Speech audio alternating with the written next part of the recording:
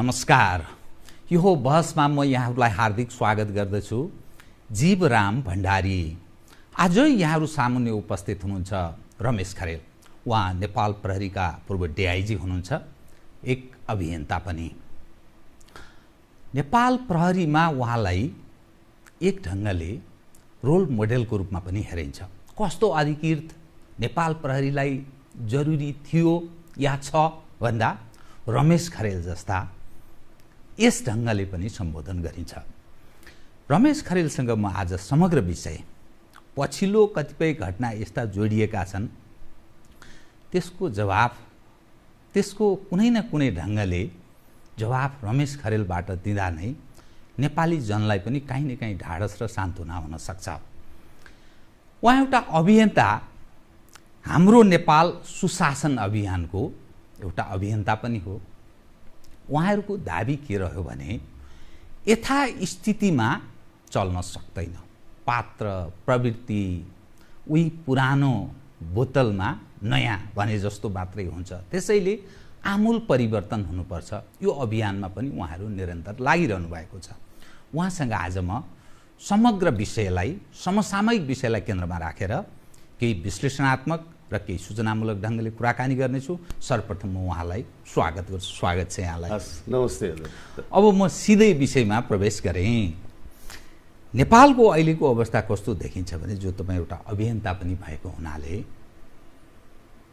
तपाईँ आबद्ध रहेको नेपाल प्रहरीको त्यो सर्वोच्च पदमा पुगेको तपाईँको समकालीन साथी प्रकारान्तरले कस्तो घटनामा जोडिनु भयो भने, मेरिट होटलको म घटना अस्तिको सम्झिरहेको छु। अपहरण प्राकृतिक यसो हेर्दाखेरि अपहरण गरेको, अपहरणकै शैली त्यहाँ अवलम्बन भएको छ।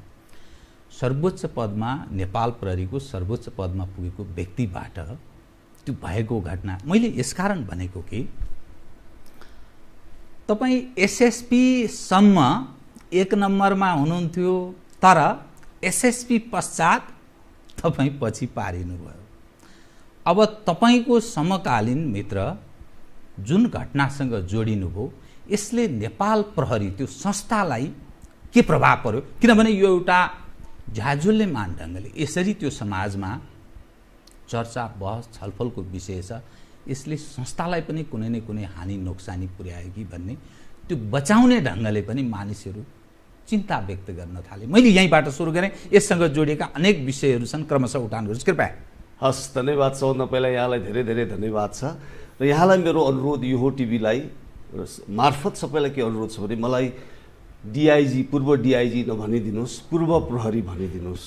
म अनुरोध गर्न चाहन्छु। बहुत राम्रो। अब यहाँले अहिलेको समसामयिक विषयमा यहाँले कुरा उठाउनु भएको छ, त्यसमाथि पनि नेपाल प्रहरीको म 29 वर्ष नेपाल प्रहरीमा सेवा गरेको हिसाबले अहिलेको नेपाल प्रहरीबाट भर्खर अवकाश प्राप्त उच्च पदमा पुगेको मान्छेको चाहिँ एउटा चाहिँ एक्टिभिटिजहरू जुन अहिले बजारमा देखिएको छ, त्यसको बारेमा यहाँले मलाई सोध्नु भएको छ।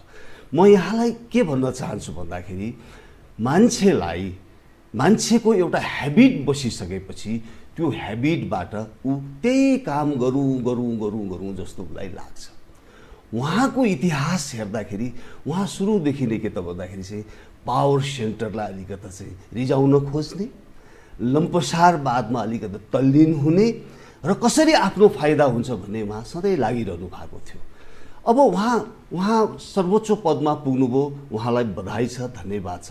तर उहाँले सर्वोच्च पद सिद्धिसकेपछि पनि, यो अवकाश प्राप्त भएपछि पनि उहाँलाई के भयो भने खुलदुली भयो। अब कसरी फेरि पावर सेन्टरलाई रिजाउने, कसरी फेरि अर्को पोस्टमा चाहिँ के जाने भन्ने कुरा उहाँ भएपछि उहाँ के गर्नुभयो, अहिले आरोप लागेको छ एउटा सांसदलाई, पूर्व राज्य मन्त्रीलाई तराईबाट काठमाडौँ ल्याएर एउटा चाहिँ एक किसिमको एउटा चाहिँ खुराफाती काममा उहाँले चाहिँ रोल, एउटा चाहिँ लिडिङ रोल उहाँले प्ले गर्नुभयो भन्ने एउटा चाहिँ आरोप लागेको छ।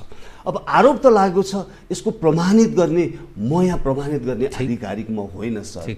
यो कसले गर्छ? सम्बन्धित कम्पिटेन्ट अथोरिटीले गर्छ र मलाई लाग्छ यसको चाहिँ उचित छानबिन पनि हुन्छ। यसले संस्थालाई के नोक्सान? सर, संस्थालाई त कस्तो लाग्छ भने, मलाई एउटा पूर्व प्रहरी भन्न पनि लाज लागेको छ सर।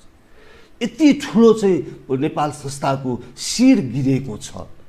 जस्तै हिजोको दिनमा चाहिँ नेपाल प्रहरीका सदस्यहरूले विभिन्न काण्ड, दार्फुर काण्ड भनौँ, अरू काण्ड भनौँ, सुन काण्ड भनौँ अथवा डलर काण्डमा उनीहरूलाई कारबाही हुँदाखेरि हाम्रो शिर झुक्थ्यो। र कतिपय बेलामा हामी अब अहिले त कोरोनाको सङ्क्रमणले त मास्क लगाएर हिँड्नु परेको छ, पर्नु बाध्य छ, तर त्यो बेलामा पनि मास्क लगाएर नहिँड्ने अवस्थामा पनि हामी त्यस्तो घटनाबाट मास्क लगाएर हिँड्थ्यौँ। त्यसरी हामी चाहिँ हाम्रो शिर निहुरेको छ, शिर गिरेको छ। नेपाल प्रहरीका अहिले कार्यरत र पूर्व प्रहरीहरूको शिर निहुरेको छ।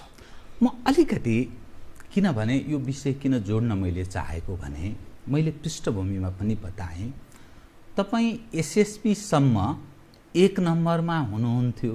किनभने यो एउटा आम जिज्ञासा हो, इमान्दार प्रहरीका अधिकृत सिपाहीहरूले पनि यो बुझ्नु जरुरी छ। के त्यस्तो चिज पर्यो जसका कारण तपाईँ 1 नम्बरबाट तल पर्नुभयो? डिआइजी हुने बेलामा के चिजले प्रेरित गर्यो, घचघच्यायो, या तपाईँले के चिज पुरा गरिदिनु भएन? यो विषय अलिक क्लियर गरिदिनुहोस् त, किनभने आम जनले त्यो बुझ्नु पनि जरुरी छ, सर्वसाधारण पत्रकार सबैले बुझ्नु जरुरी छ। यसकारण यो विषय पनि कृपया। यसमा यथार्थ के हो भने जीवराम सर, म मेरो बानी सुरुदेखि नै म नेपाल प्रहरीको जवानबाट मैले चाहिँ आफ्नो करियर स्टार्ट गरेको हुँ।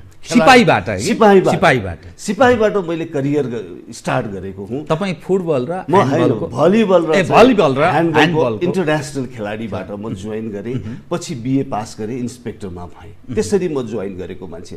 र मेरो डे 1 देखि नै मेरो एउटा नेचर के थियो भने म कसैको पनि माथि इमिडिएट हाकिम होस् अथवा ठुलो पदको मान्छे होस्, इन्फ्लुएन्स मान्छे होस्, नेताहरू हुन्, उहाँहरूले भनेको इलिगल अर्डरलाई म नो भन्न सक्ने मेरो हैसियत हो हजुरको। र अहिले उहाँहरूलाई पनि जे भन्यो त्यो मान्ने खालको होइन, राम्रो लिगल अर्डरलाई म मान्दथेँ है। तर इलिगल अर्डर उहाँहरूको त हुन्छ नि। यहाँ त अहिले के छ भन्दा अनेक छरी छ, यो हजुरलाई सबै थाहा छ, 3 करोड नेपालीलाई थाहा छ। त्यो म कहिले पनि मैले मानिनँ, नम्बर 1। नम्बर 2, अपराधी र तस्करीसँग मैले कहिले पनि कम्प्रोमाइज गरिनँ है। अहिले त के छ भन्दाखेरि देखियो नि, अहिलेको घटनाले पनि देखियो नि, यहाँ प्रहरी, प्रशासन, नेता, व्यापारी, अपराधी, तस्करीको एउटा जालो छ भन्ने त अहिले देखिहाल्यो नि सर।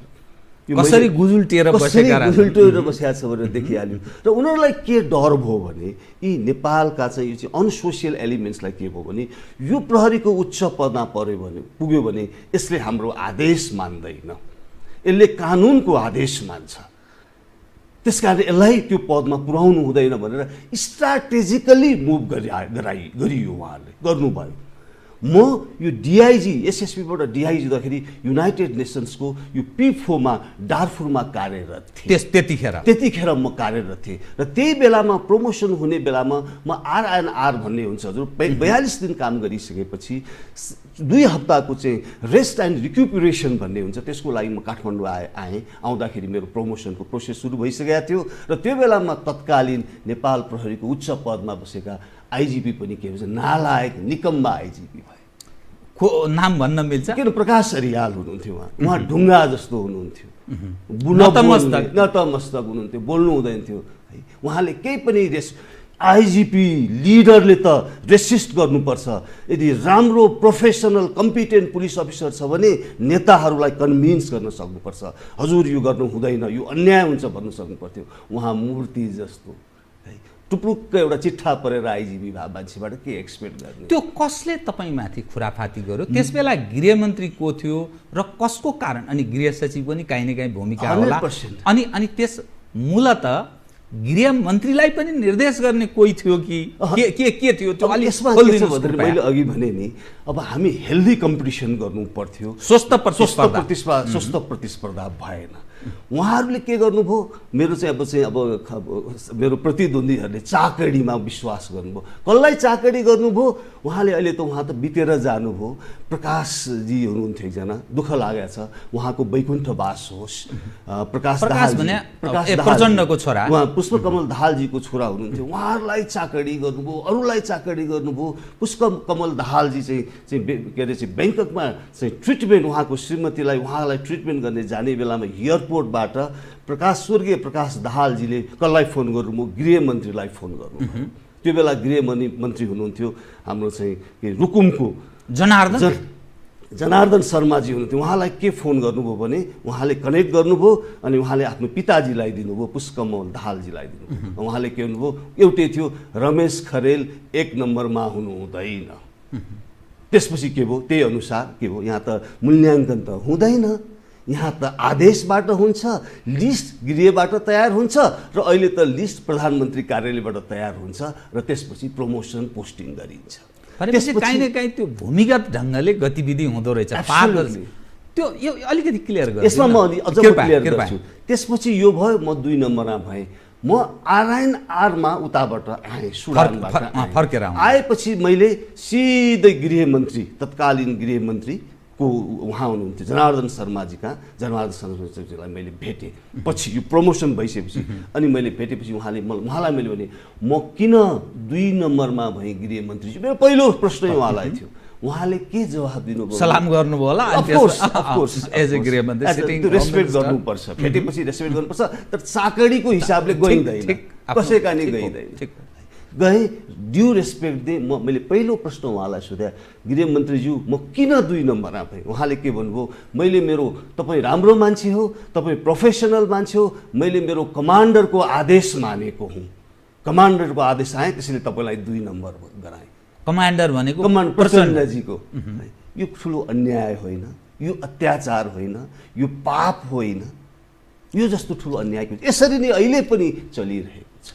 यहाँले दिएको जवाफमा एउटा अलिकति त्यो जिज्ञासा इरर जस्तो देखिन्छ कि, जस्तो पुष्पकमलजीको छोराले फोन गर्नुभयो अनि पुष्पकमललाई उहाँले दिनुभयो, उहाँ र जनार्दन बीच कुरा भयो, संवाद भयो भन्ने जुन कुरा हुन्छ नि, त्यो अलिकति कतिपय शङ्का, त्यो कसरी थाहा पाउनुभयो? यहाँले नै भन्नुभएको, जनार्दनजीले नै भन्नुभएको, यो मैले भने होइन। त्यो बेलामा पुष्पकमल उहाँ दाहालजीहरू उहाँ उता ब्याङ्कक जाने बेलामा उहाँ पनि एयरपोर्ट पुर्याउने स्वाभाविक हो, एयरपोर्ट पुर्याउनु जानुभयो। ती बेला कनेक्ट भयो, उहाँले तीबाट कनेक्ट गराइदिनु भयो र मलाई यो जनार्दन शर्माजीले नै भन्नुभएको, मेरो कमान्डरको आदेश मैले मान्नुपर्छ। अर्थात् सेटिङमा एज ए होलमा काम हुँदो रहेछ, भूमिगत गिरोहले काहीँ न काहीँ काम गर्दो रहेछ। अहिले पनि थियो। त्यो उहाँको मात्र रोल छैन, त्यहाँ अरूहरूको पनि छ। त्यो बेलामा तत्कालीन प्रधानमन्त्री हुनुहुन्थ्यो शेरबहादुर देउबाजी, उहाँ पनि ब्याकग्राउन्डबाट त उहाँका चाहिँ अरूहरू थियो नि सञ्चालन गर्ने त,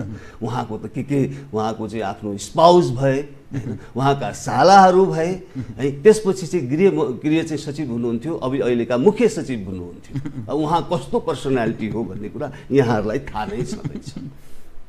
अनि यो सँगै फेरि अर्को यहाँ, अनि त्यसपछि म समसामयिक विषयमा नेपाल प्रहरीसँग जोडिएको अहिलेको अवस्थासँग जोडिएका विषयमा प्रवेश गर्छु कि त्यो प्रभु शाहसँगको एउटा प्रकरण तपाईँको चर्चामा छ। मैले पनि अर्को टेलिभिजनमा म संलग्न हुँदा त्यो विषय काहीँ न काहीँ मैले विषय पनि उठान गरेका थिएँ। प्रभु शाहसँग भएको के थियो र तपाईँ के कारणले सरुवा हुनुभयो, त्यो पनि अलिक खोलिदिनु। होइन, त्यसमा म त्यो कारणले सरुवा भएको बडा इन्ट्रेस्टिङ छ। कृपया। म वीरगञ्ज पर्सामा एसपी थिएँ है। मेरो एकजना प्रहरी जवान एउटा महिलाबाट के भयो, एउटा चाहिँ खबर आयो, काशीनाथ तिवारीको हत्याकाण्ड थियो। त्यहाँबाट एउटा खबर आयो, एउटा लिङ्क पत्ता लगायो। त्यो बेलामा मेरा चाहिँ असाध्यै प्रोफेसनल डिएसपीहरू थिए, प्रोफेसनल पुलिस अफिसरहरू थियो मेरो अन्तर्गत काम गर्ने, असाध्यै चाहिँ इन्ट्रिन्सिकली मोटिभेटेड मेरो चाहिँ प्रहरी उनीहरू थिए। मलाई आयो इन्फर्मेसन, सर यस्तो यस्तो लिङ्क फेला परेको छ, यो लिङ्कबाट सिटिङ मिनिस्टरलाई चाहिँ कहाँ जान्छ? ए गो अहेड, यो त प्रहरीको लागि यो त कानुनको नजरमा त सबै समान हुन्छ, बराबर हुन्छ, कोही माथि कोही तल हुँदैन, तपाईँहरू अगाडि बढ्नुहोस्, अनुसन्धान गो अहेड भनेर मैले अनुसन्धान सुरु गर्न लगाएँ। मेरो चाहिँ कम्पिटेन्ट अफिसरहरूले अनुसन्धान सुरु गरे। लिङ्क हुँदै कहाँ गयो? प्रभु शाहजी सिटिङ मिनिस्टर कहाँ थियो, जो अहिले पनि सांसद हो, प्रतिनिधि सभा सदस्य हुन्छ, रौतहटबाट नेपाल कम्युनिस्ट पार्टी नेकपाको नेता पनि। उहाँ चाहिँ त्यहाँको निर्वाचित हुनुहुन्छ। उहाँकोमा लिङ्क भएपछि हामीले के गर्यौँ, हाम्रो चाहिँ कानुन अनुसार अगाडि बढ्यौँ, प्रक्रिया भयो। मलाई ठुलो ट्रेमेन्डस प्रेसरहरू आए है। पक्राउ गर्नुभयो? पक्राउ गरिएन, तर हामीले चाहिँ के गर्नु, ट्रेमेन्डस यसो के आयो भने माथिबाटै है माथिबाटै आदेश आयो, पोलिटिकल उसबाट आदेश, यसलाई कसरी बचाउन सकिन्छ खरेल साहब बचाउनुहोस् भन्ने कुराहरू आयो। मैले भने कानुनको नजरमा सबै समान हुन्छ। इन्भेस्टिगेसनले जता लिड गर्छ इन्भेस्टिगेटर त्यतै जान्छ। कसैको चाहिँ इन्फ्लुएन्सबाट इन्भेस्टिगेटर दायाँ बायाँ जाँदैन भनेर हामीले इन्भेस्टिगेट सुरु गऱ्यौँ। इन्भेस्टिगेट सुरु गरेपछि हामीले आफ्नो प्रहरी प्रतिवेदन वकिल सरकारी वकिलमा हामीले बुझायौँ। बुझाएपछि के भयो, सरकारी वकिलबाट के भयो, प्रभु शाहको नाम काटियो, त्यहाँबाट इरेज गरियो र अरूहरूलाई के गर्यो, अदालतमा बुझाइयो। उनीहरूलाई चाहिँ कानुनअनुसार कारवाही पनि भयो र प्रभु शाहले छुटकारा पाउनु। यो विचित्र। अब यसले त्यो तत्कालीन त्यो प्रधानमन्त्रीको थियो त्यो पनि अलिक यसमा बडा मलाई एउटा चाहिँ सधैँ मैले यो सेयर गर्नै पर्छ, यो सेयर गरेन भने अन्याय हुन्छ। त्यो बेलामा चाहिँ नेपाल प्रहरीको लिड कसले गर्नुभएको थियो, लिडरको हुनुहुन्थ्यो भने रविन्द्र प्रताप शाह सर हुनुहुन्थ्यो। रविन्द्र प्रताप शाह सर अनि प्रधानमन्त्री डाक्टर बाबुराम भट्टराई हुनुहुन्थ्यो। रविन्द्र प्रताप शाह सरसँग मेरो टेलिफोनमा कुरा गरेँ। उहाँ भन्ने के भन्नुभयो, खरेल म एसपी थिएँ, तिमीले यो छोड्देऊ, यस्तोमा नलाग है, तिमी अब यसो सिटिङ मिनिस्टरलाई ऊ नगर है, तिमीलाई एसएसपी हुनु छैन भन्नु। उहाँसँग मेरो 45 मिनट फोनमा विवाद भयो है। त्यसपछि उहाँले फोन राखिदिनु भयो। म यो कम्प्लिट गर्न कृपया उहाँले अनि फोन राख्नुभयो। त्यसपछि मलाई भोलिपल्ट तत्काल फेरि उहाँबाट फोन आयो। फोन आएपछि प्रधानमन्त्रीजीले बोलाउनु भएको छ, डाक्टर बाबुरामले बोलाउनु भएको छ भनेर उहाँले बोलाउनु भयो। मलाई नि बोलाउट भयो, तर तिमी पुलिसको गाडीमा नआऊ रमेश, तिमी केमा आऊ, एउटा सिभिल गाडीमा आऊ भन्नुभयो। मैले सिभिल गाडी त्यहाँको चाहिँ भन्सारको हाकिम सर हुनुहुन्थ्यो, उहाँलाई सर मलाई एउटा सिभिल गाडी चाहियो भने उहाँले तुरन्त सर लैजानुहोस् न भने म रातारात सिभिल गाडीमा आएँ। त्यसपछि इन्ट्रेस्टिङ हामी के गर्यौँ, अनि प्रधानमन्त्रीको निवासमा हामी गयौँ। प्रधानमन्त्रीज्यू, म, मेरो आइजिपी रविन्द्र प्रताप शाह सर र अनि त्यो बेलाको एटर्नी जनरल हुनुहुन्थ्यो। हामी 4 जना मात्र थियौँ। बाबुराम भट्टराई सर सायद मुक्ति प्रधान सर हुनुहुन्थ्यो। अनि पूर्व प्रधानमन्त्रीज्यू बाबुराम भट्टराई सरले के भन्नुभयो भने उहाँले भन्नुभएको छ, कृपया के भन्नुभयो, खरेल सर, खरेलजी, एसपी साहब, तपाईको इन्भेस्टिगेसनमा क्वेसन मार्क छैन। तपाईँ इमान्दार पुलिस अफिसर हो, कानुनको नजरमा सबै समान छ भनेर उहाँले सबै कुरा भन्नुभयो। अनि लास्टमा एउटा उपाय निकाल्नुहोस् न त, मन्त्रीज्यूलाई बचाउने उपाय के निकाल्नुहोस् भन्ने बित्तिकै मेरो 45 मिनट मेरो फोनमा विवाद भएको मेरो कमान्डर, त्यस्तो लिडर भनेको उहाँले लिडर कस्तो चाहिन्छ भन्दाखेरि कसैले चाहिँ के अरे सफल भयो भने सफल आफ्नो चाहिँ माथतलाई चाहिँ क्रेडिट दिन्छ, गल्ती गर्यो भने त्यो गल्तीको जिम्मेवारी आफूले लिन्छ। ठिक। उहाँले तुरन्त प्रधानमन्त्रीज्यू मेरो कुरा एउटा कुरा छ भन्नु, रमेशले अब केही पनि गर्न सक्दैन। रविन्द्र प्रताप शाह उहाँलाई अहिले पनि म स्याल्युट गर्छु, म हृदयदेखि रेस्पेक्ट गर्छु। रमेशले अब यो केही गर्न सक्दैन, यो गर्ने एटर्नी जनरलले हो भनेपछि ल ठिक छ, उहाँले प्रधानमन्त्री एटर्नी जनरलज्यू तपाईँले जे गर्नुपर्छ गर्नुहोस् भनेपछि के भयो, अनि वकिलबाट उहाँको नाम काटियो। अर्को कुरा त्यसपछि तुरन्त म सरुवा भए होइन, त्यसपछि के भयो, प्रमोसनको खेल भयो।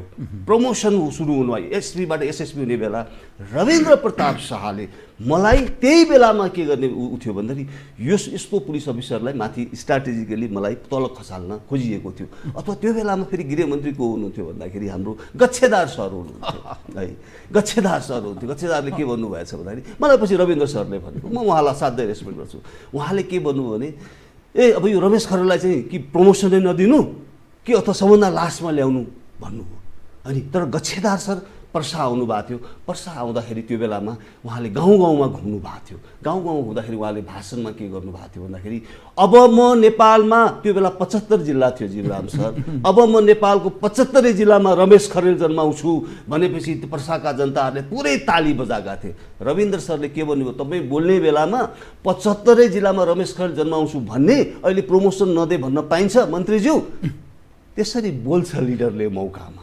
उहाँले बोल्नु अनि त्यसै मन्त्रीले के मैले गलत पो बोलेछु है भनेर उहाँले चाहिँ त्यो बेला चाहिँ बोल्नु नहुने थियो बोलेछु भन्नुभयो अरे मलाई रविन्द्र सरले भने। तर रविन्द्र सरले स्ट्यान्ड लिनुभयो, लिडरले लिनुपर्ने स्ट्यान्ड, उहाँले आफ्नो धर्म निर्वाह गर्नुभयो। मसँग 45 मिनट विवाद हुँदै पनि मलाई 1 नम्बरमै उहाँले के गर्नुभयो, एसएसपीमा प्रमोसन गर्नुभयो। हामीलाई यस्तो लिडरको आवश्यकता छ। अब यहाँ सवाल के रह्यो भने यो सारा घटनासँग जोडेर हेर्दा झन्डै 70,000 होला होइन, अहिले त करिब 80,000 को हाराहारीमा जो नेपाल प्रहरीको संख्या छ। यस्तो सेटिङमा काम हुँदो रहेछ भूमिगत गिरोहले काम गर्दो रहेछ। देखिने जो संयन्त्रहरू छन् बुख्याचा भन्छ नि, बुख्याचा जस्ता देखिए रहेछन् यो सुन्दा। अनि त्यो नेपाल प्रहरीको तुक के रह्यो यो त संस्थाको बताइदिनुहोस् त, कसरी काम गर्छ, त्यहाँ रहने अफिसरको मनोबल के रहन्छ, त्यसले कसरी काम गर्न सक्छ, शान्ति सुरक्षा, विधिको शासन, कानुनी राज यावत यो आपराधिक जो घटनाहरू कसरी कन्ट्रोल गर्न सक्छ र कसरी मुलुक चल्छ। यो अहिले के छ भन्दाखेरि जीवराम सर, अहिले पनि त्यो तल्लो लेभलको लिडरसिप जोसुकै पुगोस्, तर तल्लो लेभलका पुलिसहरू अफिसरहरू छन् उनीहरू पनि 10% अझ पनि प्रोफेसनल छन्, कम्पिटेन्ट छन्, उनीहरू कम्प्रोमाइज गर्दैनन्। म सबै भन्दिनँ, यदि राम्रोसँग संस्थालाई बलियो बनाउन खोजिएको भए 46 सालदेखि नै संस्थालाई बलियो बनाउन खोजिएको भए यस्तो हालत हुँदैन थियो। 46 सालदेखि नै सुरु भयो, एकपछि काङ्ग्रेसले चाहिँ पुलिसलाई युज गर्यो, त्यसपछि कम्युनिस्टले युज गर्यो, फेरि काङ्ग्रेसले युज गर्यो, यसरी खेलाइयो नेपाल प्रहरीलाई र यसरी कमजोर भयो। तर अझ पनि तल्लो लेभलका प्रहरीहरू इमान्दार छन्, कम्पिटेन्ट छन्, प्रोफेसनल छन्, आफ्नो इथिक्समा कम्प्रोमाइज गर्दैनन्, त्यसैले चलिरहेको छ। अब सवाल के रह्यो भने जुन अवस्थामा तपाईँ एउटा अभियन्ता पनि भएको हुनाले जुन अवस्थामा नेपालको राजनीति सामाजिक अवस्था कोभिड-19सँग जोडिएको घटनासँग हेर्दाखेरि बडा आक्रान्त अवस्था छ। नेपालीहरू आर्थिक हिसाबले कसरी सर्भाइभ गर्न सक्लान्, कसरी गुजारा गर्लान्, यसकारण विदेशमा बस्ने नेपालीहरू जो विभिन्न गल्फ कन्ट्रीदेखि लिएर कयौँ देशहरूमा बस्छन्, झन्डै 70 लाखको हाराहारीमा छन् भनेर भनिन्छ। ती कतिपय फर्कने सम्भावना छ। रेमिटेन्सले अब ठेगिने स्थिति रहेन, मुलुक त्यहाँनिर एउटा सङ्कटमा, अर्को पर्यटन, अनि खाद्यान्नदेखि सब चिजमा हामी परनिर्भर छौँ, अर्थात् आयात हुन्छ।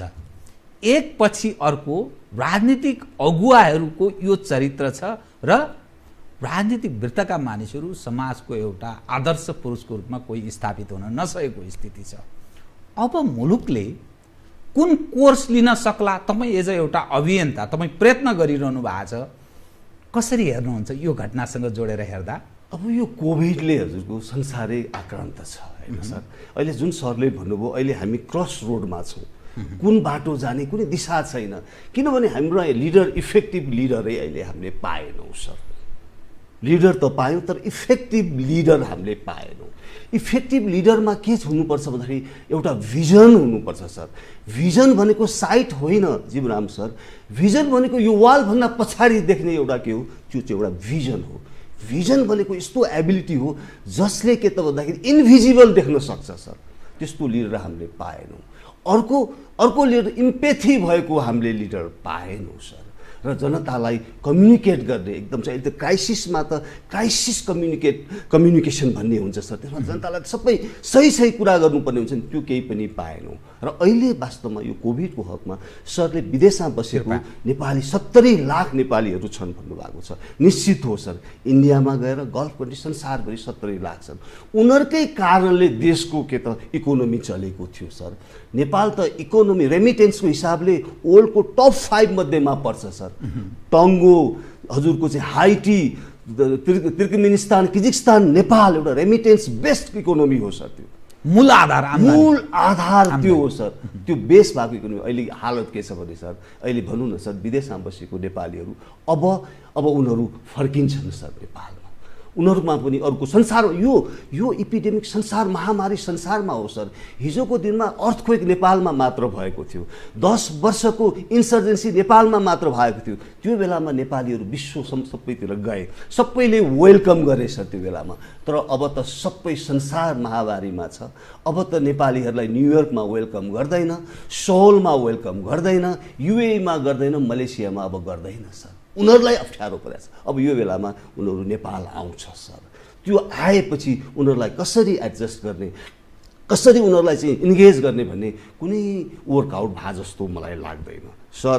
कोभिड-19 70 दिन अगाडि वुहानमा हुँदाखेरि त हामीले प्रिपेयर गरेनौँ भने मौन किम कर्तव्य विमूढ, के गर्ने के नगर्ने जनताप्रति त्यो रेस्पोन्सिबल एउटा हुन्छ नि, रेस्पोन्सिबिलिटी, यो मेरो हो, यो मेरो कर्तव्य हो, यो मेरो नैतिक जिम्मेवारी हो, मेरो संवैधानिक जिम्मेवारी हो भन्ने त भएन भने अब यो कति लाखौँ नेपाली आएपछि के हुन्छ सर?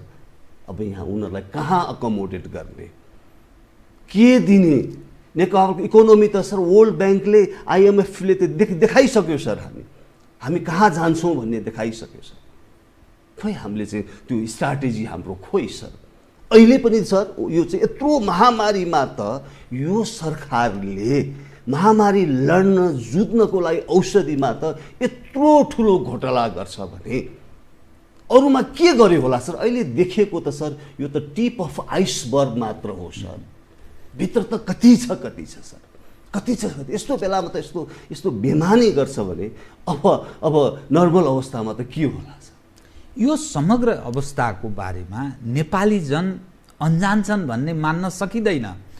तपाईको दृष्टिकोणमा यो सारा व्यभिचार, बेइमानी, करप्सन, अयोग्यताको चरम रूप जसरी नग्न प्रदर्शन भएको छ, अनि प्रशासनिक सुरक्षा संयन्त्रका अगुवाहरूको यो हविगत, यो अवस्था, आस्थाका धरोहरहरू क्रमशः ढल्दै गएको अनि नयाँले त्यस्तो अवस्था प्राप्त नगरेको, यसले लिन सक्ने, किनभने नेपाली अनजान छन् भन्ने म मान्दिनँ। किनभने यत्रो 21औं सदीमा इन्फर्मेसन टेक्नोलोजीको सारा हर चिजबाट मानिसहरू जानकार छन्। यसले लिन सक्ने कोर्स के हुन सक्छ? यो खतरा ऊ छ सर। यो बडा यो हजुरले असाध्यै पर्टिनेन्ट क्वेसन चाहिँ हजुरले राख्नुभयो सर। यसबाट चाहिँ यो त भयावह हुन सक्ने अवस्था छ सर। प्रोफाउन्ड चेन्जेस हुन सक्ने अवस्था छ सर। जनताहरू त अहिले डर त्रासमा छ। अब जनताहरू यो विद्रोह होइन सर, विस्फोट हुन सक्ने अवस्था छ। अहिलेको अवस्था हेर्ने हो भने सर, जुन हिसाबले यो कोभिड-19लाई चाहिँ जुन सरकारले चाहिँ जुन एउटा चाहिँ जुन हिसाबले म्यानेज गर्नुपर्ने थियो त्यो गर्न सकेन सर। यसबाट यति महामारी हुन भगवान्सँग हाम्रो प्रार्थना छ सर, नेपालभित्रको भन्दा पनि नेपाल बाहिर जो काम गरिरहनु भएको छ उनीहरू बढी चाहिँ यसबाट चाहिँ के त भन्दाखेरि चाहिँ पीडित भएका छन्। तर नेपालमा अहिलेसम्म कसैले पनि ज्यान गुमाउनु परेको छैन। अहिले यहाँ हजुरका आइन्जेलसम्म मलाई लाग्छ 49 केसवटा केसहरू चाहिँ टेस्टेड भएको चाहिँ पोजिटिभ भएको छ। उनीहरू कतिपय मान्छेहरू ट्रिटमेन्ट गरेर बाहिर निस्किसकेका छन्, घर फर्केका छन्।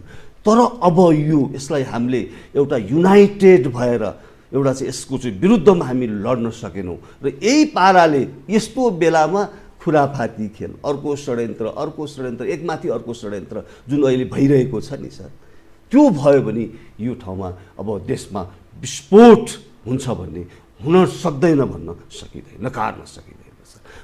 मान्छेलाई सर, मान्छेले न्याय नपाएपछि, मान्छेले खाना नपाएपछि, सप्लाई चेन्ज सबै ब्लक भइसकेपछि, यहाँ चाहिँ के त भन्दाखेरि स्मग्लरहरूबाट आक्रान्त भइसकेपछि, ब्याड गभर्नेन्सबाट आक्रान्त भइसकेपछि हजुर चाहिँ अनि के गर्ने त मान्छेले? अनि सडकमा निस्किनु पर्यो। विकल्प सुन्ने स्थिति हुन्छ, मान्छेले विद्रोहको बाटो लिन सक्छ सर, लिने अवस्थामा छ। अहिले अझ उहाँहरू चेन्ज हुनु भएन, उहाँले आफ्नो यो कोर्स करेक्सन गर्नु भएन, उहाँले हिजो गरेका मिस्टेकहरूलाई रियलाइज गरेर अब हामी युनाइटेड भएर अगाडि बढ्छौँ भन्नु भएन, जनताप्रति इम्पेथी सो गर्नु भएन, लिडरसिपको सो गर्न सक्नु भएन भने यहाँ विस्फोट हुन सक्छ सर। एउटा उदाहरण दिउँ न सर, न्युजिल्यान्डको प्राइम मिनिस्टरको हेरौँ त सर, यो कोभिडमा उहाँ कति सक्षम हुनुभयो। उहाँले के गर्नुभयो? दुईटा मात्र उहाँको एउटा उ थियो, महिलाले हजुरको एउटा उहाँले साइन्टिफिक अप्रोचलाई अँगाल्नुभयो, एउटा इफेक्टिभ लिडरमा पनि के हो सर? इम्पेथी, सिम्पेथी होइन सर, इम्पेथी। हेर्नुहोस् त अहिले उहाँ कति कन्टेन्ट कति उ छ, संसारको शक्तिशाली महिलाको रूपमा उहाँ चिनिनुहुन्छ सर। उहाँलाई कति रेस्पेक्ट छ। अब अहिले खोइ सर हाम्रो देशमा हजुरको खोइ त अहिले त सम्पूर्ण शक्ति यसैमा लगाउनु पर्ने होइन। न्युजिल्यान्डको महिलाले 50 लाख जनता छ न्युजिल्यान्डमा, वी आर युनाइटेड भनेर उहाँ काम गरिरहनु भएको छ। यहाँ त के छ? यहाँ त युनाइटेड होइन, डिभाइडेड खेलमा षड्यन्त्रको लागि पूर्व प्रहरीका चाहिँ हाकिमहरूदेखि लिएर पूर्व मन्त्रीदेखि लिएर सांसदहरू युज भएका छन् सर। यो जस्तो दुर्भाग्य के हुन सक्छ सर? अब यससँगै जोड्न सकिन्छ, देशमा अब नेपाल कम्युनिस्ट पार्टी नेकपा के दाबी गर्छ भने झन्नै हाम्रा 8 लाख कार्यकर्ता छन्। काङ्ग्रेस 5 देखि 6 लाखको दाबी गर्छ। मधेस केन्द्रित पनि त्यसै अलिअलि गर्छन् राप्रपावाला।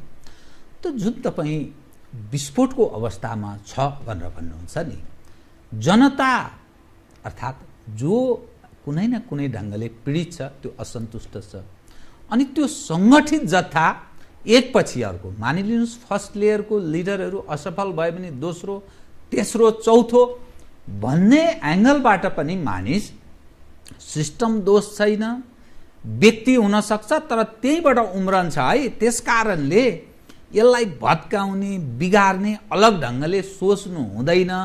विस्फोटको कुरो त्यो प्रतिगमनतर्फ उन्मुख गराउने षड्यन्त्र हो। त्यो ढङ्गले पनि एक खाले मानिस प्रचार गर्छन्, त्यो ढङ्गले एडभोकेसी गर्छन्। तपाईँ यसलाई के भन्नुहुन्छ? यसमा के छ भने सर, अहिले के देखिया छ हाम्रो राजनीतिकमा सर, यो अन्तिम डेथ ऱ्याटलसम्म पनि के हुन्छ, त्यो मोह, कुर्सीको मोहबाट उहाँहरू मृत्युशैया सम्म पनि उहाँहरू के गर्नु, ब्रह्मनाभमा पुग्ने बेलासम्म पनि त्यो कुर्सी छोड्न चाहनु हुँदैन सर। अहिले देखिया छ नि सर, सबै पार्टीको सर, अहिले हेरौँ त त्यो पहिलो जेनेरेसनलाई हेरौँ त सर, अब कम्युनिस्ट पार्टीको हेरौँ अथवा कङ्ग्रेसको हेरौँ अथवा राप्रपाको हेरौँ, खोइ नयाँ जेनेरेसनलाई छ नि सर, त्यहाँ पनि इमान्दार मान्छेहरू त छ नि सर, इमान्दार मान्छेहरू, इमान्दार कार्यकर्ताहरू त छ नि सर, उनीहरूलाई खोइ स्पेस पनि दिँदैनन्। र फेरि मेरो भनाइ त के भने, त्यो इमान्दार मान्छेहरू के हुनु पर्यो, उहाँले एकदम पिसफुल्ली आवाज उठाउनु पर्यो सर, पिसफुल्ली आवाज उठाउनु पर्यो, गलतलाई गलत भन्न सक्नु पर्यो। तर मलाई अब विश्वास छ है सरले सङ्ख्याको हिसाबले यति कार्यकर्ता छ, यति कार्यकर्ता छ भन्नुभयो, अब मलाई के लाग्छ भने ती कार्यकर्ताहरूले आफ्नो ब्रह्म प्रयोग गर्छन् सर, आफ्नो विवेक प्रयोग गर्छन्, गलतलाई गलत भन्छन्, सहीलाई सही भन्छन्। देखियो नि सर, अहिले सम्माननीय प्रधानमन्त्रीजीको जुन एउटा चाहिँ अध्यादेशको कुराहरू भए, एउटा जुन एलिगेसन लागेको छ, अपहरण गरेको, अपहरण शैलीमा ल्याएको भन्ने एउटा एलिगेसन लागेको छ, उहाँहरूकै कार्यकर्ता, उहाँहरूकै चाहिँ लिडरहरूबाट सेकेन्ड जेनेरेसन अथवा उहाँहरूकै फर्स्ट उसबाट चाहिँ विरोध भयो नि त सर। यसरी त विरोध त हुँदो रहेछ नि, उहाँ ब्याक हुनु पर्यो नि सर, यो आउँछ सर। किनभने यदि हामीले आफ्नो विवेक अहिले प्रयोग गर्न सकेनौँ, सहीलाई सही गलतलाई गलत भन्न सकेनौँ भने हामी सबै 3 करोड नेपाली भिक्टिमाइज हुन्छौँ सर, भिक्टिमाइज हुन्छौँ। यसमा नि दुई खाले दृष्टिकोण छ कि, एक खाले के भन्छन् सिस्टममै दोष छ, त्यस कारणले यो सिस्टमसँग रिलेटेड विषय, यो निरन्तर भारतमा यत्रो वर्षदेखि त्यही समस्याग्रस्त छ, अनेक यो वेस्ट मिनिस्टर सिस्टमसँग पनि जोडिएको विषय, अर्थात् समग्रमा नै दोष छ भन्ने एक खाले दृष्टिकोण। कोही भन्छन् होइन व्यक्ति गलत हो, त्यस कारणले ठिक व्यक्तिको चयन भयो भने यसैमा सुधार हुन सक्छ भनेर भनिन्छ। तर जुन खालको व्यक्तिहरू छन् first layer, second layer, third layer, झन्नै हेर्दाखेरि अझै यही व्यक्तिहरू यही प्रवृत्तिले 30-40 वर्ष यसै खाने छाँटकाट देखिन्छ, कुनै अन्यथा सोच्ने स्थिति भएन भने तपाईँ चाहिँ कुन दृष्टिकोणका साथ हेर्नुहुन्छ यो समग्र विषयलाई? यसमा के छ भने सर, म अझ पनि अप्टिमिस्ट छु सर। केमा अप्टिमिस्ट? मैले देखेछु 46 सालदेखिको मैले एनालाइसिस गर्दाखेरि त 46 सालपछि त यहाँ गणेश मानजी पनि जन्मिनु भयो नि सर, कृष्णप्रसाद भट्टराईजी पनि जन्मिनु भयो नि, मनमोहन अधिकारीजी पनि जन्मिनु भयो नि सर। त्यसबाट त के आशाका किरणहरू त देखिया थियो नि सर। अहिले पनि हजुरले first layer, second layer, third layer छ नि, एउटा चाहिँ राम्रो गरौँ भन्ने फिलिङ भएको त छ नि सर। म त अझ पनि के त भन्दाखेरि यही सिस्टमबाट यो व्यक्ति जुन एउटा छ नि, एउटा नातावाद, कृपावाद, यो चाहिँ एउटा नेक्सस, यो तोड्ने नयाँ जेनेरेसन जन्मिनुपर्छ यही सिस्टमबाट सर। अहिले मैले भने विद्रोह हुन सक्छ, ठुलो विद्रोह हुन सक्छ, तर विद्रोह भएपछि पनि के त भन्दाखेरि कुनै एउटा सिस्टममा त जानु पर्यो नि सर। यो सिस्टम मलाई गलत छ जस्तो मलाई लाग्दैन सर।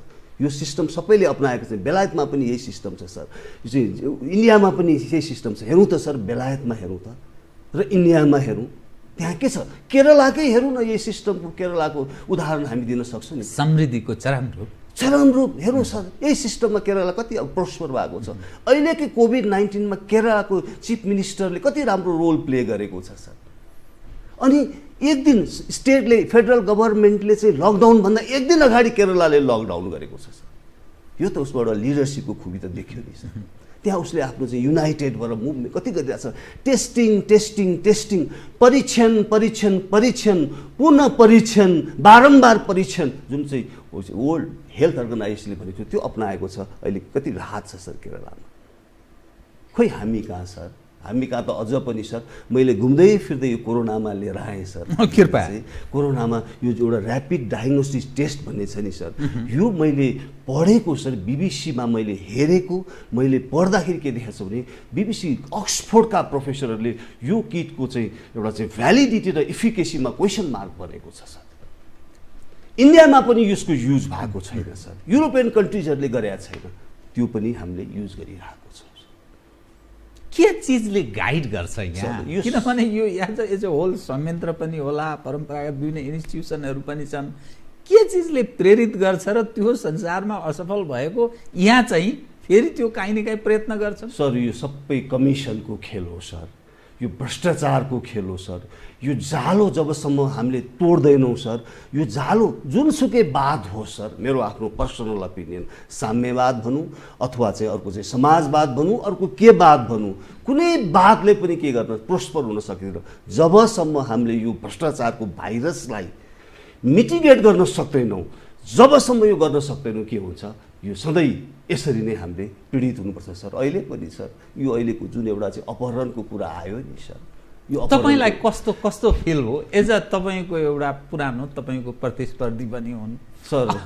यति दुःख लाग्यो सर, मलाई यति दुःख लाग्यो। अनि मैले 2-4 जना प्रहरीहरूसँग यो सेयर पनि गरेँ। बहालवाला कि निवृत्त? बहालवालासँग नि सेयर गरेँ, निवृत्तसँग नि सेयर गरेँ। सबैले चाहिँ हाम्रो शिर निहुरेको छ भने सबैले सिउने के छ, यो के को लागि गरियो त सर? फेरि इन्ट्रेस्टिङ यसको पछाडिको के छ, चिजले प्रेरित गर्यो भने आफूले गरेको बदमासी छ त अब जोगिनु त पर्यो, बदमासी त भएको छ, फाइल त अख्तियारमा पुगेको छ, अनि त्यो लम्पसारबाद त गर्नै पर्यो। उहाँहरूले त के गर्नु पर्यो, अनि त्यसपछि युज गर्ने भए युज अनुसार आफू चल्नु पर्यो, उनीहरूको मादलको तालमा नाच्नु पर्यो, किनभने नत्र त्यो फाइल खुल्छ अख्तियारबाट, खुलिसकेपछि के हुन्छ, कारबाहीमा परिन्छ। यही स्वार्थ, यही कमिसन, यही चाहिँ आफू चाहिँ बाई हुक और क्रुक पावर र पेल्फमा जुन एउटा चाहिँ जाने एउटा हाम्रो मनस्थिति छ सर, त्यो भइन्जेलसम्म यो अवस्थामा हामी प्रोस्पर हुने, थ्राइभ हुने र हामीले रुल अफ ल, गुड गभर्नेन्सका कुराहरू हामीले नसोचे हुन्छ सर अहिलेको यथास्थितिमा। वास्तवमा यो नेपालको राजपाट जो यसो हेर्दाखेरि ख्याल ठट्टा जस्तो घटना एकपछि अर्को जोडेर हेर्ने हो भने सरकार एक दिन निर्णय गर्छ, अर्को दिन अध्यादेशको प्रकरणमा पनि देखियो, गुठी विधेयकमा त्यस्तो शर्मनाक त्यो अभिगत देखियो, अनेकौं कार्यान्वयन पनि यो सरकार गर्न सक्दैन। यातायातसँग सिन्डिकेटको विषय जोड्नुहोस् अथवा सुनकाण्डको जोड्नुहोस्, कतिपय यस्ता निर्मला पन्तको प्रकरणसँग पनि जोड्न सकिन्छ। एज अ होलमा हेर्दा यो कसरी राज्य चलिरहेको छ, यो कसले राज्य सञ्चालन गर्छ, मूलतः त्यो पर्दा पछाडिको नायक को हुने गर्छ, यस्तोमा तपाईँको अलिकति अनुभव पनि कृपया? मेरो अनुभवमा यो देश हजुर 6-7 जना व्यापारीहरू जुन चाहिँ पर्दा पछाडि छन् सर, तिनीहरूले चलाएको छ। काङ्ग्रेस हाउस त्यही त्यहाँ चाहिँ किचन क्याबिनेटको एउटा त्यो उसको चाहिँ बेडरुममा उही पुग्छ सर, कम्युनिस्ट हाउस बेडरुममा उही पुग्छ, उसैको हाबी हुन्छ सर। देखौँ न सर, यहाँ चाहिँ यो चाहिँ के अरे यतिको काण्ड हेरौँ सर, ललिताको जग्गा निवा ऊ काण्ड हेरौँ, वाइट बडी हेरौँ सर, सबैमा फौजी हेरौँ सर, चाहिँ टेलिकमको हेरौँ सर, अहिलेको प्रिन्टिङ प्रेसको हेरौँ, यो सबै के छ भने सर 5-6 जना व्यापारीहरूले के गरेछ सर, बेमान व्यापारी नेपालको चाहिँ तस्करहरूले चाहिँ के गरेछ सर, चलाएको छ सर। जोसुकै आओस् सर, त्यसलाई ब्रेक गर्न सक्ने हामीलाई लिडर चाहिएको छ सर। अहिले देशले खोजेको त्यसलाई ब्रेक गर्ने लिडर खोजेको छ सर। त्यो कल्पना तपाईँ गर्नुहुन्छ? त्यो कहाँबाट प्राप्त हुन सक्छ? किनभने काङ्ग्रेसको लामो समयदेखि हामी बगिरहेछौँ, 7 सालदेखि 17 सालसम्मको एउटा अवस्था, 17 सालदेखि 46 सालसम्म काङ्ग्रेसको लोकप्रियता त्यो एक ढङ्गले राम्रो पनि रह्यो, किनभने अपोजिसन काहीँ न काहीँ पञ्चायत विरोधी भावना जागृत भएकाले काङ्ग्रेसलाई संरक्षण गरे। 46 देखि केही समयसम्म काङ्ग्रेसबाट पनि काहीँ न काहीँ मान्छे आकर्षित भए, त्यसपछि ओह्राल लाग्ने क्रम भयो। काङ्ग्रेसको विकल्पको रूपमा कम्युनिस्टहरूलाई नेपाली जनले यहाँले भने चाहिँ केही न केही त होला बाबा, हरेक हेरियो भएन, त्यसकारण विकल्प भयो। अब यो यति कन्तबिजोग अभिगत नेपाली जनको यो पीडा, त्यसमाथि करप्सन जोडियो, यस्तो बेलामा पनि करप्सन जोडिएको छ। एकपछि अर्को सबै असफलको त्यो अवस्था दलदलमा पसेका छन्। अब कहाँबाट त्यो कल्पना गर्ने, कसरी होला, यो कसरी सम्भव तपाईँको? मेरो अनुभवले सर सम्भव छ हजुरको, यही सिस्टममा सम्भव छ हजुरको। यहाँ मैले अघि नै भने नि सर, थोरै मान्छे अहिले नेपाल प्रहरीका प्रोफेसनल 10% नेपाल प्रहरीको शिर उच्च बनाएका छन् सर, प्रोफेसनलले। त्यसै गरी यो चाहिँ पोलिटिकल उसमा पनि हजुरको के छ भने थोरै मान्छे इमान्दार मान्छेहरू के त भन्दाखेरि यदि माथि पुगे भने सर, सिङ्गापुरमा एकजना लिडरले पुरै चेन्ज गर्न सक्छ। ली क्वान उनले गर्न सक्छ। जम्मा 19 वर्ष उनले गरेको एकदम हेर्नु सर। अहिले न्युजिल्यान्डको हेर्नु सर, अहिलेको स्थिति नेल्सन मण्डेलाले त्यत्रो चाहिँ साउथ अफ्रिकालाई त्यस्तो चाहिँ प्याराडाइम सिफ्ट गर्न सक्छ भनेपछि यहाँ पनि यो यङ लिडरहरू छन्, एकदम प्रोमिसिङ लिडरहरूले चेन्ज गर्न सक्छ। तर अब नेपाली जनताहरूले त्यो हिसाब किताब नेपाली जनताले राखेका छन् सर, 46 सालदेखि राखेका छन्, अहिले पनि राखेका छन्। र त के त भन्दाखेरि चाहिँ काङ्ग्रेसका चाहिँ त्यो लिडरहरूको पनि हिसाब किताब राखेका छन्, दरबारको पनि हिसाब किताब राखेका छन् सर, सबैको हिसाब किताब। अब नेपाली जनताले निर्णय गर्नुपर्छ सर। एकजना राम्रो लिडर हुने बित्तिकै सर एकदम ठुलो चेन्जेस आउँछ सर, प्रोफाउन्ड चेन्जेस ल्याउन सकिन्छ सर, यही सिस्टमभित्र ल्याउन सकिन्छ। हामीलाई चाहिए के छ भने सर, हामीलाई lace government more good governance चाहिएको छ। Lace government more good governance चाहिएको छ। हामीलाई रुल अफ ल चाहिएको छ। हामीलाई चाहिँ हजुरको इम्प्युनिटीको अन्त चाहिएको छ सर। हामीलाई पार्टिसिपेसन चाहिएको छ सर। हामीलाई चाहिँ के त भन्दाखेरि चाहिँ सर एउटा चाहिँ कन्सेन्सस ओरिएन्टेड हिसाबले अगाडि बढ्नुपर्छ भन्ने हामीलाई त्यो चाहिएको छ।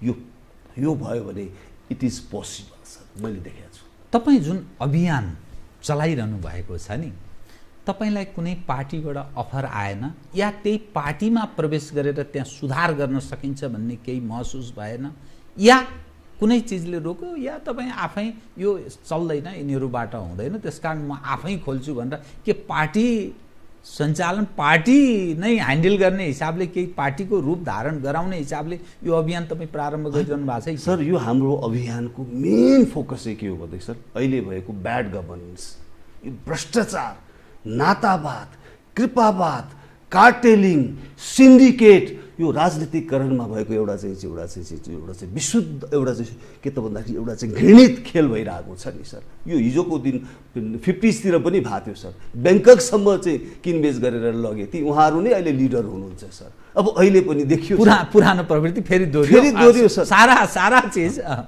त्यो अहिले दोहोरियो नि सर, देखियो नि सर, दुर्भाग्य सर। त यसमा तपाईँ यसो यो डकुमेन्ट तपाईँको म हेर्दैछु, केही चिज तपाईँ सार्वजनिक गर्न चाहनुहुन्छ? होइन, केही पनि चाहन्न सर। एउटा मैले खालि नेपाली जनतालाई हजुरले अभियानको कुरा गर्नुभएको छ सर, अभियानको हाम्रो उद्देश्य त्यति हो सर। यहाँ भएको विसङ्गति, विकृति हेर्नुहोस्, अहिले चाहिँ निर्वाचन कुनै नोटिसमा तपाईँको जो भ्रष्टाचारको कुरा अथवा विकृति विसङ्गतिको कुरा गर्दा पोइन्टमा ठ्याक्कै पोइन्टमा यो देखिएको छ भन्ने केही आम जनलाई, आम जनतालाई एउटै मात्र के भन्छु भने सर, अहिले सबभन्दा ठुलो के छ भन्दाखेरि हाम्रो निर्वाचन प्रणालीमा जुन सिकेको छ नि सर, के छ अहिले चाहिँ एउटा सिलिङ राखिएको छ सर। यो बेस्ट प्र्याक्टिस हो सर, यो जनताबाट चुनिने एउटा सिलिङ राखिएको छ। यतिमा चाहिँ सङ्घीय उसमा चाहिँ 25 लाख, प्रोभिन्समा 15 लाख, तर अहिले करोडौँ रुपियाँको खर्च के भएको छ त्यहाँ पुग्नको लागि, जित्नको लागि गरिएको छ। यो एउटा ठुलो विकृति हो सर, यसको उसमा हामी लड्नुपर्छ। अर्को स्वास्थ्य क्षेत्रमा हुने भ्रष्टाचार, शिक्षा क्षेत्रमा हुने भ्रष्टाचार सर। यदि स्वास्थ्य क्षेत्रमा सुरुदेखि नै कति पैसा हामीले चाहिँ अलोकेट गरेका छौँ, नेपाली जनताहरू के छ भने सिटामोल खान नपाएर मरिरहेका छन् सर। कति पैसा छ, ती त यी पैसा खाने नेपाली जनताको नाममा, नेपाल आमाको नाममा बदमासी गर्नेलाई त सुनर लेटर के हुन्छ, पाप धुरीबाट कराउँछ। अहिले कराएन सर, वास्तविकता खुल्दै आएको छैन। अहिले सम्माननीय प्रधानमन्त्रीले जुन एउटा रोल प्ले गरिरहनु भएको छ त्यो खुलेको छैन। उहाँले जति भने पनि नेपाली जनता अब विश्वास गर्ने आधार सिद्धियो, उहाँले त्यो गुमाइसक्नु भयो सर। ओह्रालो लाग्ने क्रम उहाँ त इथिकल्ली उहाँ त के भइसक्नुभयो सर, टोटल्ली कुनै पनि ट्रस्ट, उहाँको कुनै क्रेडिबिलिटी नै अब रहेन सर। अब सवाल के रह्यो भने नि, जो टावरिङ काहीँ शीर्ष भन्छन् कि आम सञ्चारवालाहरू, आम सञ्चारको कुरा गरेर, अब म त्यसरी भन्दिनँ, कतिपय सञ्चारकर्मी साथीहरू शीर्ष नेता एकदम ठुलो स्वरले त्यो फुलाउने गरेर भन्छन्। त जो शीर्ष भनिएका छन् नि, ती एकपछि अर्को प्रयोगबाट असफल सिद्ध भएका, चाहे अब व्यक्तिकै नाम लिने हो भने माधवजी प्रयोग भइसक्नु भएको छ, झलनाथजी प्रयोग भइसक्नु भएको छ, प्रचण्डजी कति प्रयोग भएको, शेरबहादुरजी प्रयोग भइसक्नु भएको छ, बाबुरामजी प्रयोग भइसकेका, ओलीजीको प्रयोग भयो। अनि त्यो कसरी त्यो एउटा तपाईँ जुन एउटा सम्भावना अनि व्यवस्थाको जुन विषय कुरा गरिरहनु भएको छ, निर्वाचनमा पैसा खर्च नगरी, गुन्डा प्रयोग नगरी, साम दाम दण्ड भेद भन्छ नि, सारा प्रयोग नगरी चुनाव जित्न सकिँदैन। अनि पार्टी कब्जा यिनै मान्छेले गरेका छन्। पार्टीमा जो विकल्पको रूपमा जो हेरिएको छ, ओलीजीको विकल्प अहिले हेर्दा प्रचण्डजी होला, प्रचण्डजीको विगत हेर्नुहोस्, अनि अर्को माधवजी होला, झलनाथजी होला, या अर्को होला, या त्योभन्दा पनि बिग्रेर गयो भने शेरबहादुर या बाबुरामहरू प्रयास गरिरह होलान्, महन्त होलान्, अब उपेन्द्रजीहरू होलान्। यी साराका सारा मानिस त प्रयोगबाट असफल देखिन्छ। अर्को लेयर त्यस्तै छ, अर्को लेयर कहाँ हो कहाँ त्यो सम्पर्क, त्यो एक अर्का कता, कोही कता दूतावास, कोही कहाँको अदृश्य तागतले परिचालन गरेको, कोही भूमिगत गिरो, यस्तो मानिसहरू जुन देखिन्छ नि, अनि कसरी तपाईँ सम्भावना अनि व्यवस्थासँगैबाट कसरी त्यो विकल्प अर्थात् अनुकूल अवस्था सिर्जना, यसको अलिकति क्लियर गर्दै म कार्यक्रमको अन्त्यमा। एकदम सर, हजुरले भन्नु जति नाम लिनुभयो सरले सबै टेस्टेड भइसकेछ। उनीहरूबाट अब केही पनि प्रोफाउन्ड चेन्जेस हुनेवाला छैन। अझ सरले एउटा नाम पनि लिनु पर्थ्यो, पूर्व राजा ज्ञानेन्द्रको पनि हजुरले नाम लिनु पर्थ्यो, उहाँ पनि टेस्टेड होइन, उहाँ त यो सिस्टम भित्रै विप्लव उहाँहरू त अलग हुन्छ, निषेध गरेका छ नि उहाँहरूले, त्यसकारण यी सबै टेस्टेडबाट हामीले नेपाली 3 करोड नेपाली जनताले हामीले बुझिसक्यौँ। उहाँहरूबाट अब केही पनि हुनेवाला छैन। हुन्छ सर, यही भित्रका छन् नि सर, मैले नाम लिनै पर्यो भने कम्युनिस्टभित्रका पनि राम्रा इमान्दार छन् सर, अझ पनि कङ्ग्रेसभित्रका राम्रा मान्छे छन् सर। यिनीहरूलाई अगाडि यो है, अब जनता चाहिँ हिसाब किताब राखिरहेछन्, मैले भनिरहेको छु सर, बुझ्ने सामर्थ्य राख्छन् जनता, एकदम राखेका छन् सर, हिसाब किताब ट्याक राखेका छन्। अब त चुनाव त फेरि 2 वर्ष 3 वर्षपछि त आयो नि सर। म अहिले के प्रेडिक्ट गरिदिन्छु भने सर, यदि त्यस्ता व्यक्तिहरूलाई यी पार्टीहरूले, मेजर पार्टिजहरूले यो व्यक्तिलाई हामी प्राइम मिनिस्टर बनाउँछौँ, अब तपाईँहरूले भोट दिनुभयो भनेर उहाँहरूले गर्न सक्नु भएन भने उहाँहरूको हालत खतम छ। यही त हजुरले नाम लिएको मान्छे नै अब देशको भोलिको प्राइम मिनिस्टर हुन्छ भने जनताले भोट दिनेवाला छैनन्।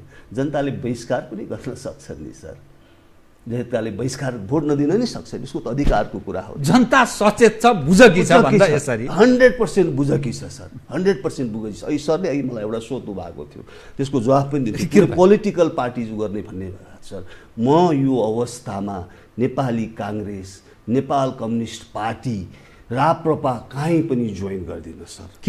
म किन जोइन गर्दिनँ भने उहाँहरू यसरी सञ्चालित हुनुहुन्छ, माथिका त्यो लिडरहरू सर, त्यो चाहिँ 1 नम्बर लेयर 1 का लिडरहरू छ नि सर, यसरी सञ्चालित हुनुहुन्छ। उहाँ 6 जना व्यापारी, 10 जना बदमास व्हाइट कलर क्रिमिनल्सहरूबाट उहाँहरू सञ्चालित हुनुहुन्छ। उहाँहरू यसरी एडिक्टेड हुनुभएको छ भने उहाँलाई रुल अफ लसँग मतलब छैन। उहाँहरूलाई चाहिँ इम्प्युनिटीसँग चाहिँ इम्प्युनिटी अन्त्य गर्नुपर्छ भन्ने उहाँहरूलाई छैन, इफेक्टिभली गर्नुपर्छ भन्ने उहाँलाई छैन, पार्टिसिपेटिभ हिसाबमा जानुपर्छ भन्ने उहाँलाई छैन। उहाँहरूलाई खालि के छ, अब यो म पोजिसनमा छु, कसरी खुराफाती गर्ने, कसरी कमिसन खाने, कसरी कमाउने भन्ने मात्र छ। उहाँहरूलाई अगाडि कुनै पार्टीले फलानुको लिडरसिपमा यो चुनावमा जान्छु भने उहाँले जित्नेवाला छैन र म त्यो पार्टीसँग म आबद्ध हुन्न सर, अब म यो अभियानबाटै जान्छु सर। अभियानबाट त्यसलाई पार्टीको रूप पनि धारणा होइन, हाम्रो त्यो सोच छैन सर। पार्टीको रूपमा हामी जाने सोच छैन। पहिला हामी के भन्छौँ भने जनताहरूलाई के भन्छौँ भने तपाईँले हिसाब किताब राखिरहनु भएको छ, तपाईँलाई थाहा छ को राम्रो को गलत, को राम्रो को करप्ट, को नन करप्ट, को चाहिँ इम्प्रेसिभ को इफेक्टिभ तपाईँलाई थाहा छ त्यसको हिसाब किताब अब तपाईँहरूले चुकाउनुपर्छ भनेर हामी पहिला जान्छौँ सर, देशभित्र जान्छौँ, देश बाहिर जान्छौँ, जनताहरूको हेर्छौँ हामी कसरी उहाँहरूले चाहिँ गर्नुहुन्छ, साँच्चीकै गर्नुहुन्छ कि भित्रबाटै गर्नुहुन्छ कि अथवा फेरि उहाँ के त भन्दाखेरि चाहिँ केही इन्फ्लुएन्स मनी पावर मसलबाट इन्फ्लुएन्स हुनुहुन्छ कि भनेर हामी पनि स्टडी गर्छौँ नि सर, हाम्रो अभियानले पनि स्टडी गर्छ। त्यो स्टडी गरिसकेपछि हामी के गर्ने हामी निर्णय गर्छौँ सर। म ठिक कार्यक्रमको अन्त्यमा आधा मिनटमा मात्रै जवाब दिनु होला। यहाँ शक्ति पृथकीकरणको सिद्धान्तको कुरा गरिन्छ नि, संवैधानिक अङ्गहरू छन्, कार्यपालिका, व्यवस्थापिका, न्यायपालिका, ठिक छ, कार्यकारिणीले काम गरेन, व्यवस्थापिकाले काम गरेन, अब त्यो यस्तै लपेटिएको छ, न्यायपालिका होला, अनि संवैधानिक अङ्गहरू होलान्, करप्सनको यहाँले कुरा गर्नुभयो, अनि विभिन्न इस्टाब्लिस इन्स्टिट्युसनहरू छन्, पुराना इन्स्टिट्युसन, यी साराका सारा यो सारा संरचना सारा बिग्रेको भत्केको मुलुकै रहला कि नरहला भने जस्तो अवस्थामा हामी जो प्रवेश गर्दैछौँ, नेतृत्वप्रतिको अनास्था मानिसको बढोत्तरीमा छ, करप्सनको त्यो रूप छ, जनता हाहाकारको अवस्थामा छ, यी संरचना अङ्गहरूले किन काम गरेन सर? कार्यकर्ता भर्ना भएका छन्, त्यहाँ जान पनि थैली बोक्नुपर्ने हुन्छ, चाकडी गर्नुपर्छ। अहिले देखिएन सर एउटा जुन एउटा एलिगेसन लाग्यो नि, अपहरणको एलिगेसन, त्यो के हो? एउटा लम्पसारवादको एउटा नमुना हो। के को लागि? खुसी रिझाउनको लागि। प्रोफेसनल मान्छे कसैको घरमा चाकडी गर्न जाँदैन, प्रोफेसनल मान्छे इमान्दार इन्टिग्रिटी हाई भएको मान्छे कसै कहाँ जाँदैन। तर उहाँहरूले के गर्नुहुन्छ, त्यस्तै मान्छेलाई भागभन्डा, यो ओलीजी के अरे चाहिँ हाम्रो सम्माननीय प्रधानमन्त्री ओलीजी के अरे शेरबहादुर देउबाजीहरू अथवा प्रचण्डजीहरूले के छ, जब जो उहाँको नजिक आउँछन्, जो यस म्यान यस वुमन हुन्छ उहाँहरूलाई नै नियुक्त गरिन्छ। यस वुमन पनि यस वुमन यस म्यान एन्ड यस वुमनलाई नियुक्ति गर्छ। अनि उहाँबाट हामीले के आशा गर्ने सर? के आशा गर्ने? देखिहाल्यो नि सर, ललिता जग्गानी प्रकरणमा एउटै प्रकृतिको काम गर्ने कोहीले छुटकारा पाएका छन्, कोही चाहिँ के तानिएका छन्। यसैबाट स्पष्ट भइगयो नि सर, स्पष्ट भइगयो नि। हस्, म केही विषयहरू कुरा गर्न चाहन्थेँ, कुरा गर्दा गर्दै हाम्रो समयले अब बिट मार्नुपर्ने, कार्यक्रममा आइदिनु बहुत धन्यवाद छ। हस्, धन्यवाद सर। आदरणीय दर्शकवृन्द, उहाँ हुनुहुन्थ्यो रमेश खरेल, पूर्व नेपाल प्रहरीका पूर्व डिआइजी, एक अभियन्ता, समसामयिक विषयमा गरिएको कुराकानी। म लगायत मेरो सम्पूर्ण युनिटलाई कार्यक्रमबाट बिदा दिनुहोस्, तर यो टेलिभिजन हेर्दै रहनुहोला। नमस्कार।